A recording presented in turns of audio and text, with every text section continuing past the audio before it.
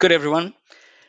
I've been talking over the last several weeks about how, as an electrical contractor, you're able to manage your bottom line, the profit or the cash better. I looked at the P&L starting with sales, and we spent a fair bit of time on sales, including how to increase that through collaboration, acquisitions, etc. If we move down the P&L, I guess the next one before we come to the gross profit is things like subcontractors that are directly related to work, inventory management. So today I want to handle, I guess, how do you make the most out of subcontractors who don't work for you in a permanent sense. So there's no allegiance.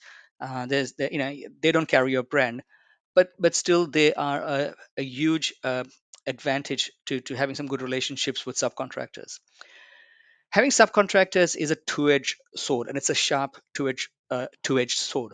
On the one hand, it allows you to not hire a permanent employee, particularly when the work that you might have in that space the subcontractor has been hired for, which is not regular. So let's say that if you took all of the work that the subcontractor did, and if it added up, in terms of the weeks, the days, the months, if it came to only 4 months of the year that the subcontractor had worked for you, if you had someone in a permanent capacity, that would mean that for the remaining 8 months, that individual still needs to be paid a salary, including super, annual leave, long service leaves, whatever else it might be.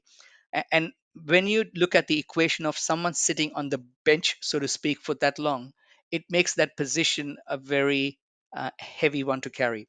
So in that sense, trying to figure out which particular areas. So for example, you might be a domestic sparky, and you might have a relationship with someone on the HVAC side of things. So for anything to do with air conditioners, etc. Or you might have a relationship with someone on the solar side of things. Now, those relationships could be with a subcontractor that has that expertise, and you might be able to negotiate with them that for this sort of work, could we strike up a deal so that it's not the 120 $140 an hour, but it's somewhere around the range of about 75 $80 an hour.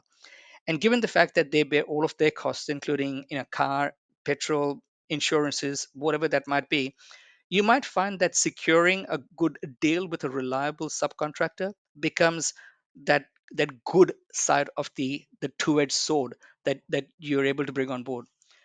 The bad side of the two-edged sword is that if that subcontractor goes out there, and if he doesn't follow the same processes as you and your staff must follow, because the staff are obligated to do so given that you're paying the salaries, that subcontractor could cause you reputational damage, and they might also cause you, I guess, scope for someone to sue you if they go out there and do some work that isn't of the same quality that you do. So we'll go through, I guess, some of the aspects for subcontractors, but this is that area where you can make money or lose money very easily.